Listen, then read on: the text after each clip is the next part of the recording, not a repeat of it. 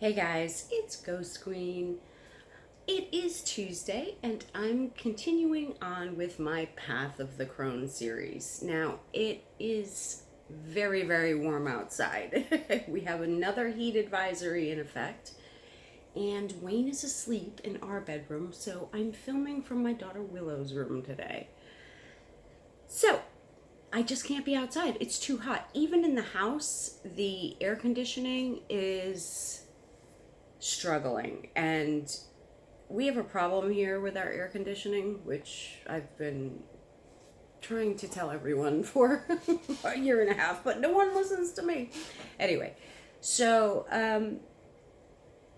yeah, I had the pleasure this morning of waking up and immediately seeing my girlfriend Carrie's video talking about menopause, being a menopausal bitch. It was so funny. She has the best sense of humor. I'm going to put a link in the description to her video. But of course, this was a subject I was going to talk about. So I'm glad she did. You know, and not that this is the case with me, but sometimes for women, you know, having a conversation that they want to have maybe isn't always easy, and what it takes is one person to start the conversation, and then they'll be, you know, a little bit more open and less embarrassed and less humiliated and more willing to talk about it. And I know, especially in this country, in the States, you know, I mean, people are uptight here in the United States. There's a lot of issues they are uptight about and not comfortable about, and not willing to talk about publicly. And I think that's an issue. So, yeah, that's part of the reason why I'm doing this series. So, women, aging, menopause, you know, we have been fed a crock of shit. You know, it's like you look at advertising and it's all young, you know, perfect, you know, models that are stick thin. They look like, you know, they're from a third world country and aren't being fed, and that's the standard, and the you know, the the goal. That's what I can't. Of course, I can't think of the word I'm looking for.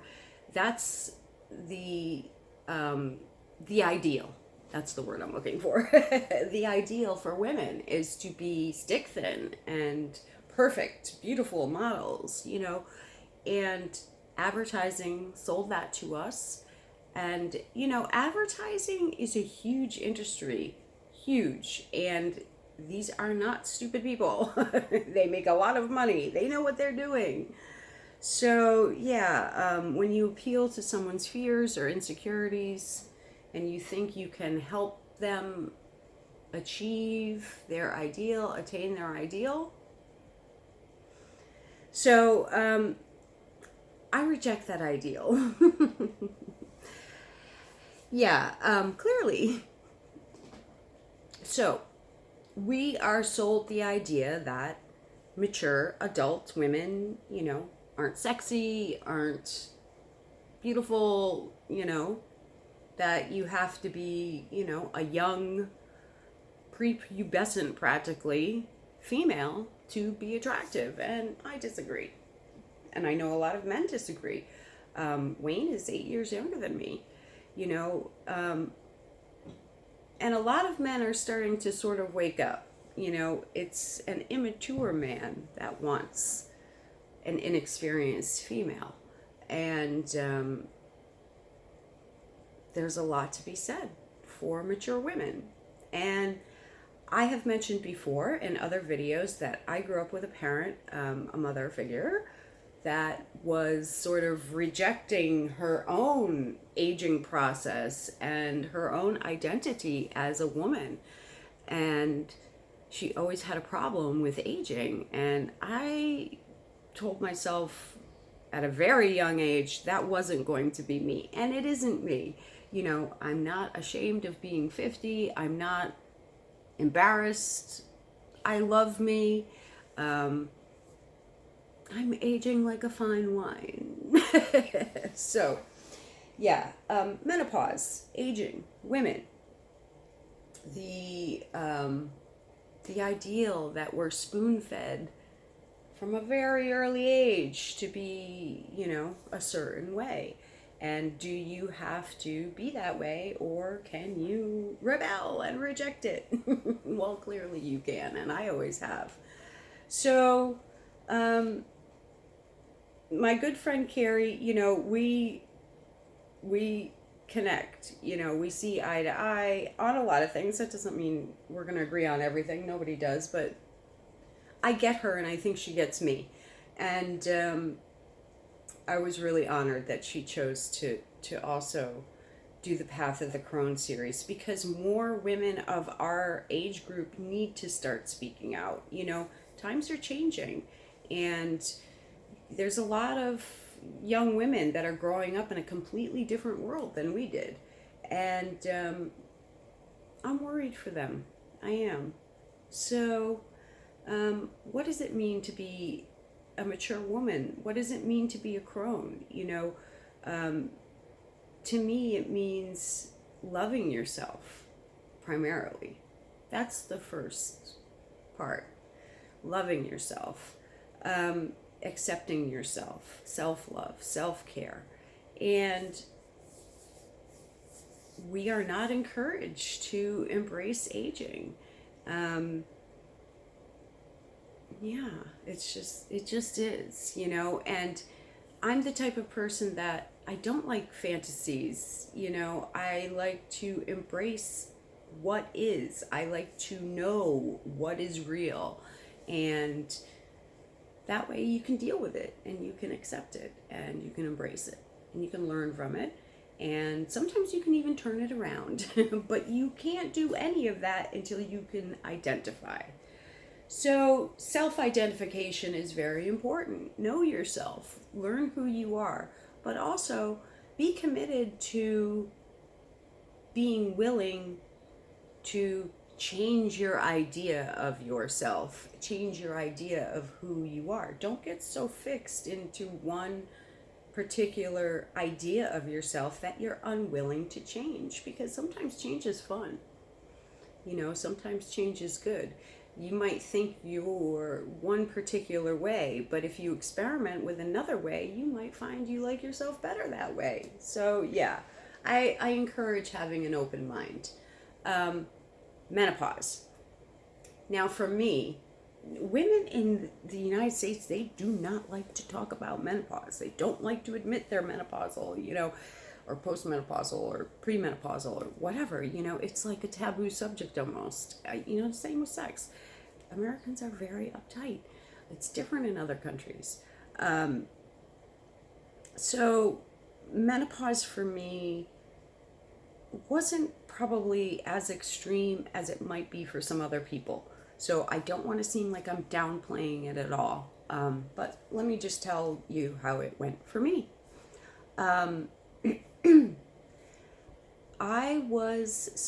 The last relationship that I was involved in before I got involved with Wayne, I had one serious relationship after my divorce before I met Wayne. I was involved for 2 years with this gentleman, and he was an Army veteran and somebody I went to high school with. And, it didn't work out. We chose different paths, but we're still friends. And it's nice, it's nice to be able to stay friendly with an ex-partner. That's a person you once loved. And unfortunately, some of us have psycho exes, and we know what that's like. It isn't fun. So it's much better to be able to end a relationship on amicable terms if you can. So, yeah, we're still friendly and keep in touch, not a lot, but every once in a blue moon. And I know he's always there for me if I need help or whatever, and vice versa. So, yeah, when I was involved with him, I was getting the Depo shot, Depo-Provera, I believe it's called. So this is a shot that you get that I think you get it once every 3 months, if I remember correctly. And so you don't have to remember to take a pill every day. and but it does stop your periods. Now, when he and I broke up, I knew I wouldn't be having sex for a while. You know, I needed to mourn the relationship and process, and I just wasn't going to be having sex for a little bit. So, you know, I went off of the Depo shot because it does, there are some side effects, like you do gain a little weight from it and whatnot. So I went off of the shot, and I think it was about, I didn't get a period again, I think for like, I'm going to guess and say 6 months. And so by that point, I'm like, why aren't I know it takes a little while, like after you stop the shot, to get your period back. But I was sort of like, this seems like it's taken a really long time. So I went and talked to my GYN, and she's like, you know, you might be menopausal. You might be starting menopause. I was like, what? Like, I feel like I'm too young, you know, because I was in my 40s at that point. And she's like, well, you know, get it checked out. So I did. I've told the very funny story about this gynecologist that I saw that was, you know,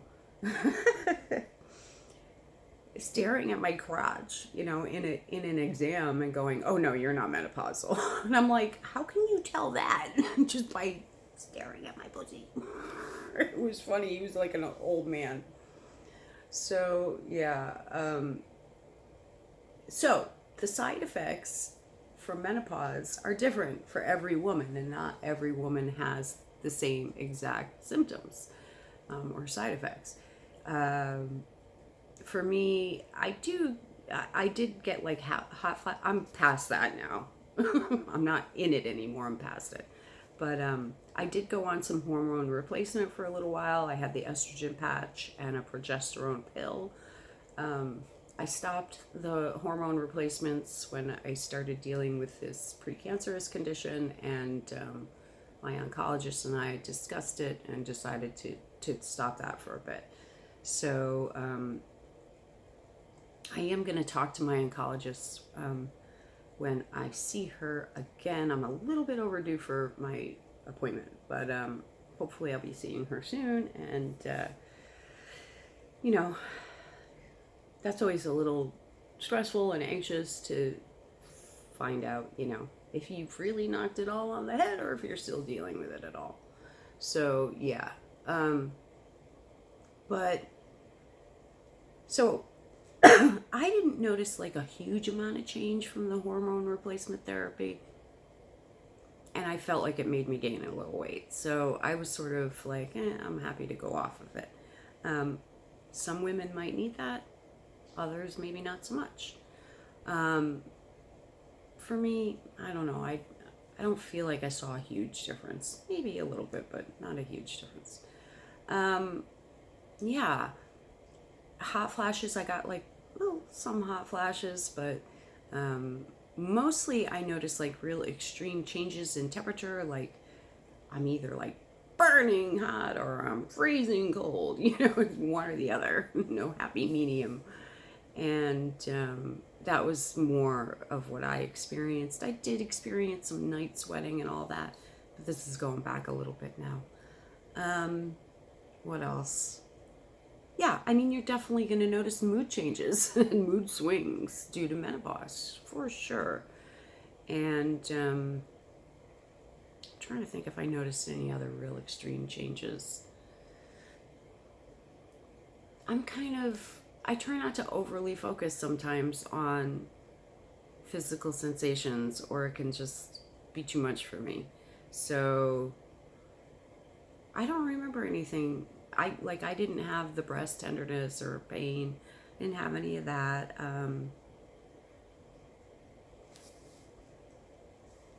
For the first time of my life, I don't have a flat belly consistently. I mean, it's not huge belly either. I can still wear a bikini and not be ashamed, but like I always had a flat tummy, no matter what. I always had a flat tummy. I just never had to worry about it. So yeah, you do experience metabolism changes, physical changes, body changes, all of it as you age. You know, you see old people, they're always talking about what's wrong with them because it's like when you're young, you don't realize, you know, how good you have it. And then when you get older and your body starts degrading, in a sense, you feel it and see it and experience it. So it's a big deal for the elderly to be dealing with so much suffering.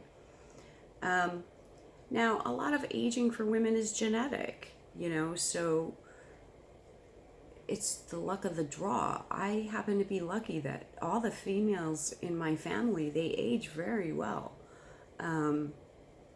So it's just a genetic thing. But what can you do to age well? You can get a good amount of sleep, get a good amount of exercise, eat well, and drink a lot of water, lower your stress levels, be happy, meditate, whatever can get you to a happy state. You should try to get there. Now, no one is happy all the time, there's the 3 tenets in Buddhism. All life is suffering, everything is impermanent, and what's the other one? Oh, somebody help me out with that. I might have to look it up. It's been a while since I did my Eastern religious studies. But yeah, there are certain basic tenets of life that hold true. And suffering is part of life. It just is. You can't avoid it.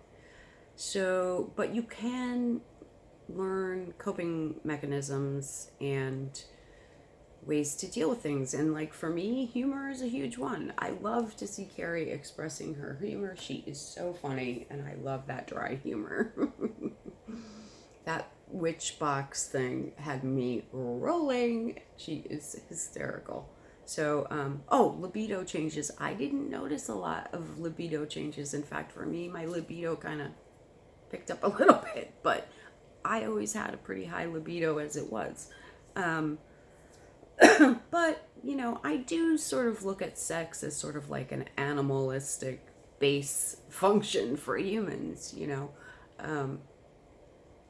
So, can I control that? Yes. Does it rule my life? No. I'm also interested in intellectual pursuits and knowledge and learning and studying and creative expression and all sorts of other things. There's just, I'm constantly in pursuit of knowledge. I don't understand people that get bored, because I think there's just never enough time in the day. And time seems to speed up as you age. Your perception of time changes. And it seems like the days go by quicker, the months and years go by quicker. So, if anything, I never have enough time to do everything I want to do.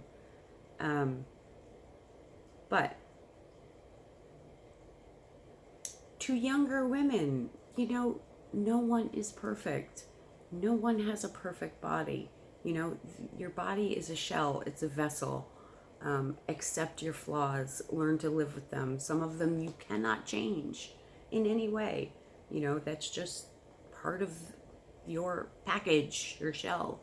And no one has a perfect one. Everybody has flaws.